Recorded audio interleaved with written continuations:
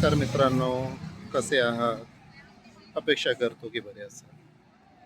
आज पुन्हा एकदा आपण निघालेलो आहोत नेहमीप्रमाणे इव्हनिंग वॉकसाठी. दिवस संपलेला आहे, वर्क फ्रॉम होम करून झालेलं आहे आणि आपली पायपीट सुरू झालेली आहे.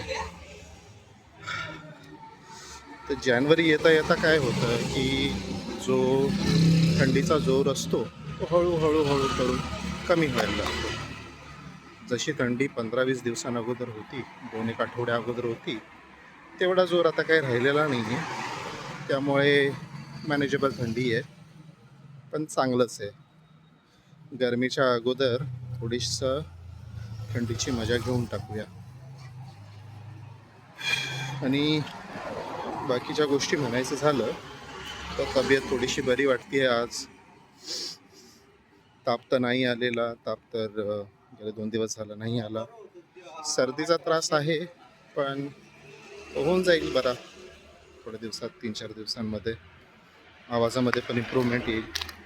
जास्त बोललं की घसा पण बसतो जरा, त्यामुळे तोंड जरा कमीच चाललो आहे आपलं.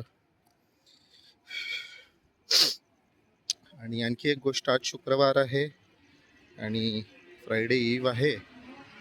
सॅटर्डे संडे असेल तर आज रात्री बऱ्यापैकी चांगलं झोपता येईल आणि उद्या सकाळी लवकर उठायचं आहे असं काही बर्डन देखील नसेल.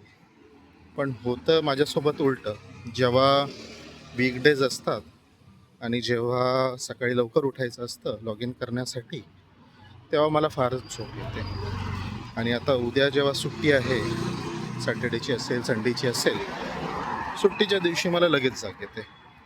आजपर्यंत मला कळालेलं नाही की हा सिस्टम काय माझा, की जेव्हा गरज नसते तेव्हा उठून बसतो, जेव्हा गरज असते तेव्हा तेव्हा उठायचं म्हटलं तर थोडा त्रास होतो मला.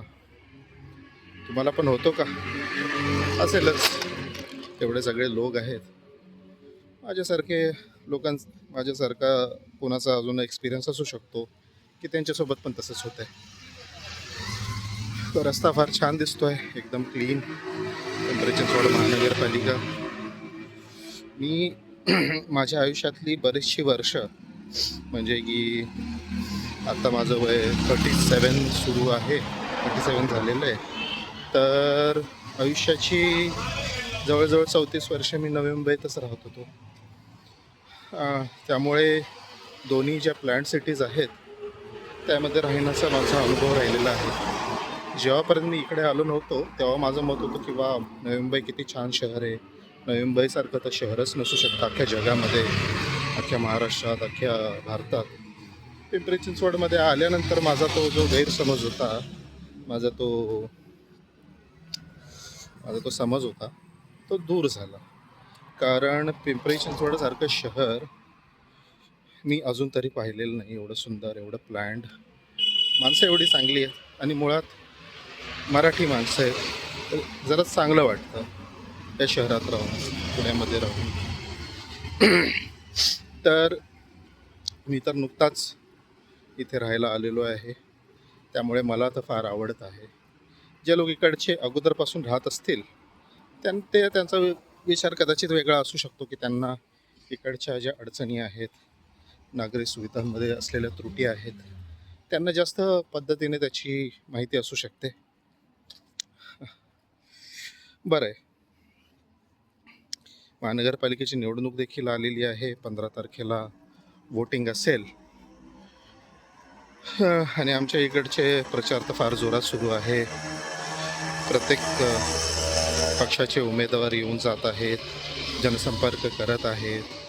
आम्हालाच मत द्या, आम्ही तुमचे जे प्रश्न आहेत ते सोडवू, असं आश्वासन देत आहेत. बघू आता कुणाला वोट द्यायचं आहे, अजून तरी काही ठरवलेलं नाही. ज्याला, आणि इकडचा मी स्थानिक तसा पण नाही आहे, त्यामुळे मला माहीत पण नाही की कोण योग्य उमेदवार आहे. कारण इकडे अशा परिस्थितीमध्ये पक्ष सेकंडरी होऊन जातो, कोणता पक्ष आहे. आणि जो उमेदवार असतो काम करणारा, तो जास्त इम्पॉर्टन्स घेऊन टाकतो, त्याला जास्त महत्त्व येतं. की जर तो जास्त काम करणारा असेल तर अपक्ष देखील चालून जातो बहुतांशी.